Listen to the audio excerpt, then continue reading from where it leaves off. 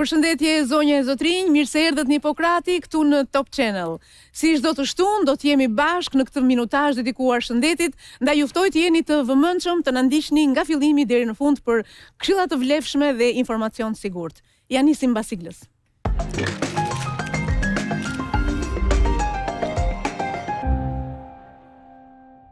Jemi në studio miq dhe un kam kënaqësinë e jashtëzakonshme të kem në program mjekun kardiolog zotin Spiro Qirko.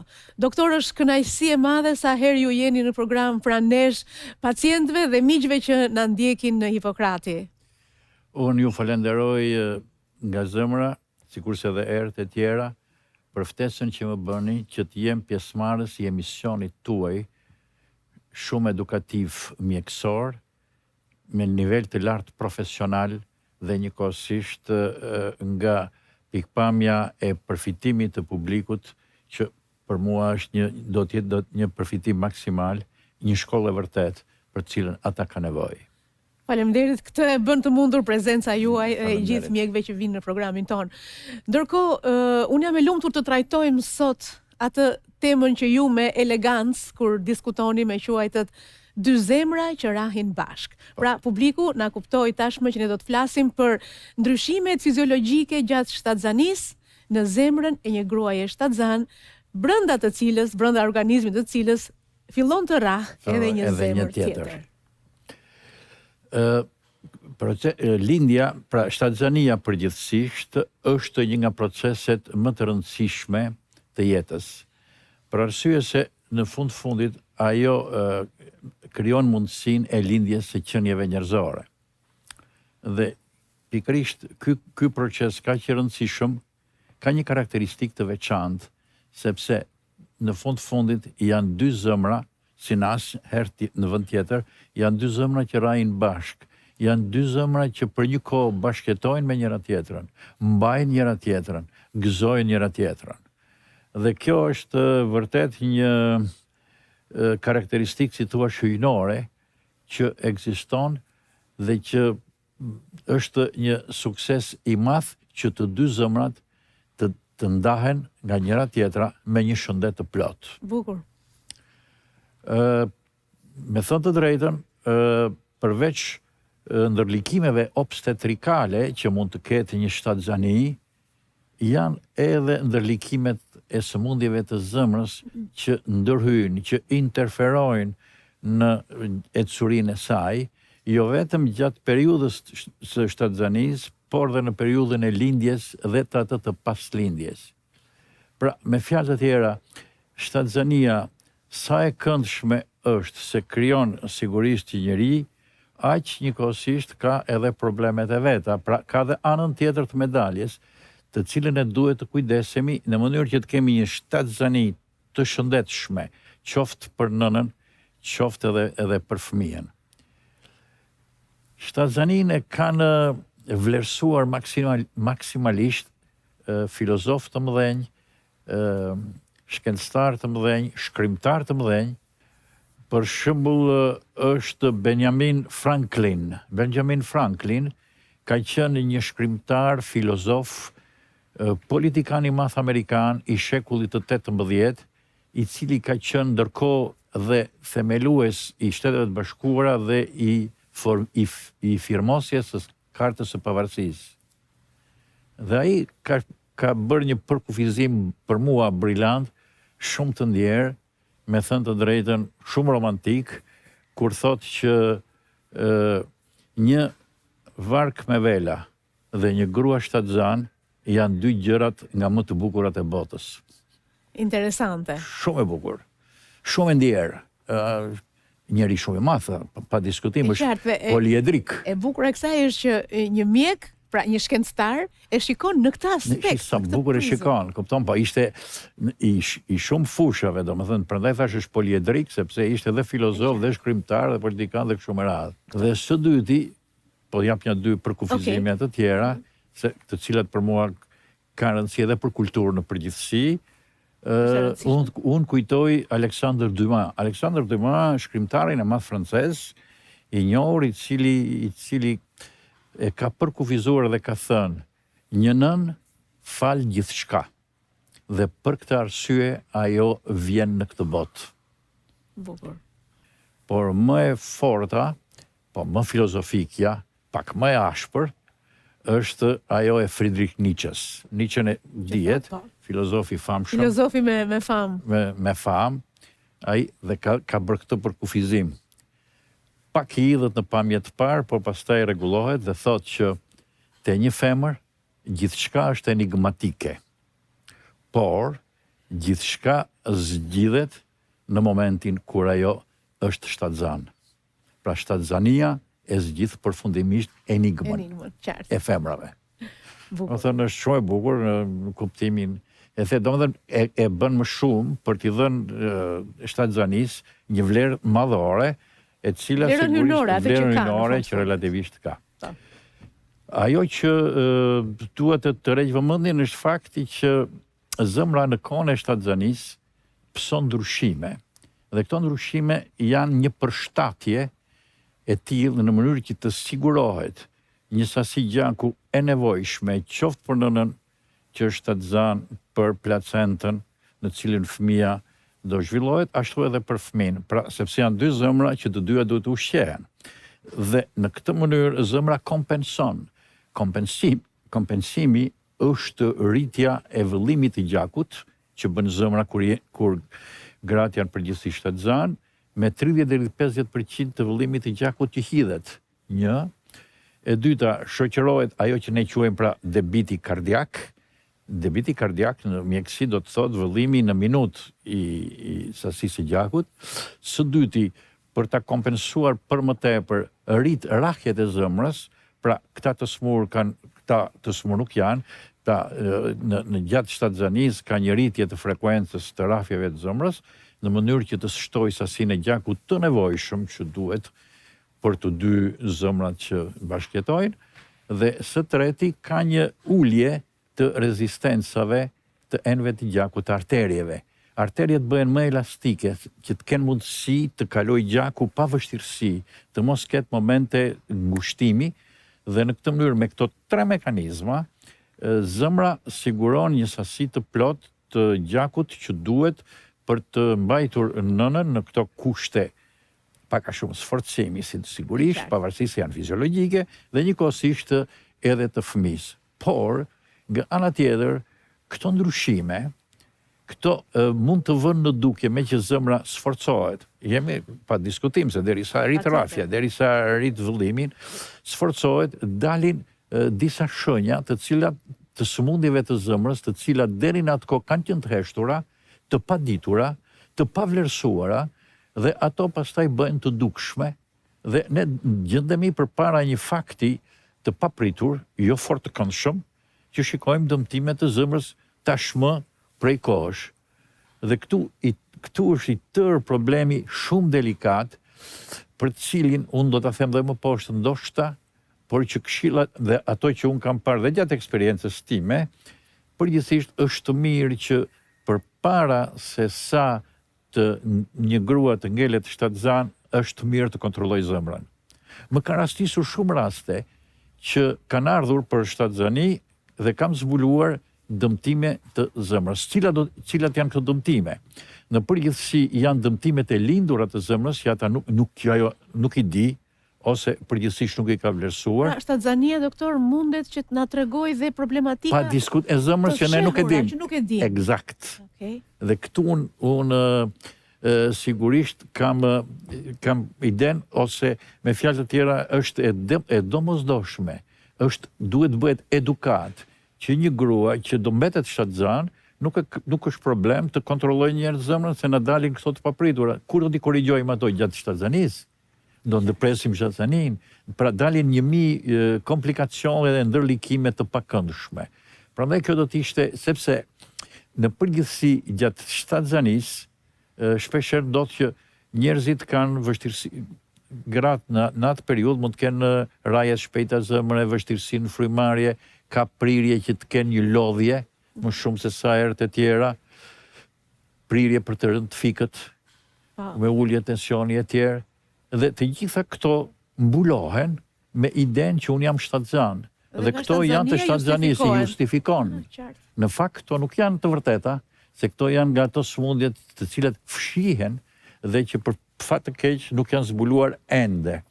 Prandaj është relativisht shumë rëndësishme. Me fjalë tjera, duhet bërë siç bëhet për sportistët, që përpara se një futbollist të futet të luaj ose të futet në shkollë, ai duhet të bëjë ekzaminimin e detyrimisht. Kështu që cilat do të ishin këto sëmundje që ne na preokupojnë dhe që janë sëmundjet e lindura nganjëherë të maskuara, defektet e lindura të zemrës, janë këto sëmundjet reumatizmale, sidomos valvulare, stenozat mitrale, stenozat e aortës që mund të jenë të heshtura, për arsye sepse një grua nuk ka arritur që t'i ketë ato, t'i evidentoj. Nuk ka arritur të ketë shenja të problemeve. Nuk ka patur shenja, se ka patur një punë pas forco fizike. Fjala vjen. Një punë pas forco fizike, ato nuk i vën dukje. Është problemi i tensionit arterial, duhet matur digurit tensioni arterial që nuk matet shpeshherë, sepse tensioni është nga shkaqet kryesore pastaj që rritet në kohën e shtatëzanisë, edhe në rastet kemi patur të sëmurë të tillë që nuk kanë tension të lartë, por gjatë shtatëzanisë është rritur për më tepër kur është i lartë. Janë këto sëmundjet e tjera, siç është ajo një kardiomiopati që quhet një dëmtim i muskulit të zemrës 3 muaj para lindjes, bëhet zemra, zmadhohet zemra dhe bën insuficient, pa mjaftueshmëri të zemrës dhe insuficiencë kardiake. Ose ndodh njëkohësisht kjo zemra e thyer Takotsubo që kemi thënë dhe herën tjetër, ne? Po zemra e thyer ku përgjithsisht zemra merr formën e një gote të thyer dhe krijon pamundësi të funksionit të saj dhe që vazhdon edhe pas lindjes. Pra janë ose aritmitë e zemrës, detyrimisht ka njerëz që kanë aritmi, kanë gra që kanë aritmi, ka një aritmi fibrilacion atrial që është shumë i shpesht, nuk e ndjejnë, ngelen shtatëzan dhe më vjen me aritmi. Edhe këtu ndodhemi përpara një situatë relativisht të vështirë. E dëmtojnë këto zemrën e fëmijës, doktor? Këto nuk e dëmtojnë në zemrën e fëmijës, përgjithsisht, në qoftë se janë mjaft të avancuara. Me fjalë të tjera, në qoftë se këto janë në atë stad që bëhen evidente, të dukshme, gjatë ekzaminimit ose gjatë barës, ato nuk mund të dëmtojnë, por në qoftë se, sidomos këto dëmtimet e muskulit të zemrës, dëmtimet e karakterit të ngushtimit, jo të pra ka 2 dëmtime valvulare, njëri është që është një ngushtim i valvulave, tjetra është hapja e tyre. Hapjet, zgjerimet, pra insuficiencat, që themi ne, valvulare, tolerohen më mirë se sa stenozat, se sa ngushtimet. Tolerohen më keq ato të lindurat kur janë me cianoz, keni partës, kurse sepse gjaku shkon nga e djatha në të majtë dhe kështu me radhë. Në rastet e insuficiencave kardiake, pra kur zemra ka rënë forca kontraktuese e zemrës, atëherë fëmia sigurisht do ta ndjejë sepse bie, nuk shkon gjak më. Nuk ushqehet. Kështu që këto janë situatat relativisht vështira, të cilat detyrimisht duhet që të evidentohen.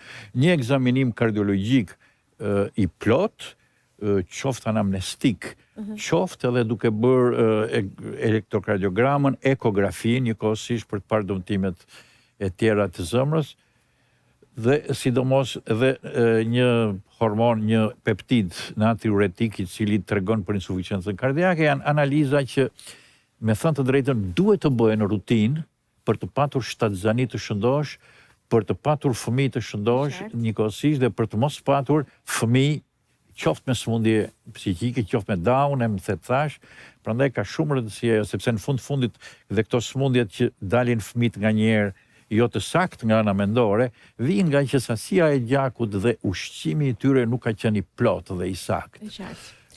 Janë të shpeshta këto, doktor? Shikoni. A ka edhe një, po themi një shifër, një statistik? Përgjithsisht statistikat kanë qenë të ndryshme sipas vendeve, sipas, por ajo e përgjithshmja është që rreth sëmundjet e zemrës takojnë në 1 deri 2% të shtatzanive. 1 deri 2%. Por, statistikat amerikane që janë më të saktat, vërejnë që përgjithsisht ka edhe humbje jete. Dhe humbjet e jetës në Shtetet e Bashkuara nga sëmundjet e zemrës gjatë shtatzanisë janë rreth 26%. Dhe që i binte pak a shumë 4/3 për 100.000 shtatzani. Nuk është shifre e vogël. Nuk është shifre e vogël. Po, mund të themi që nuk është e madhe, por nuk është as e vogël. Jo, nuk është e vogël.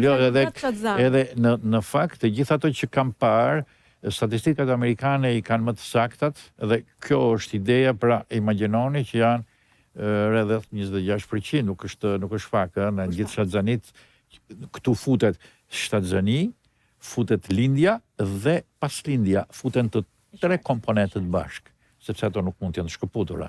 Po natyra e shqetësimeve, doktor, cila është? Natyra e shqetësimeve është kjo, fillon vështirësinë frymarrje.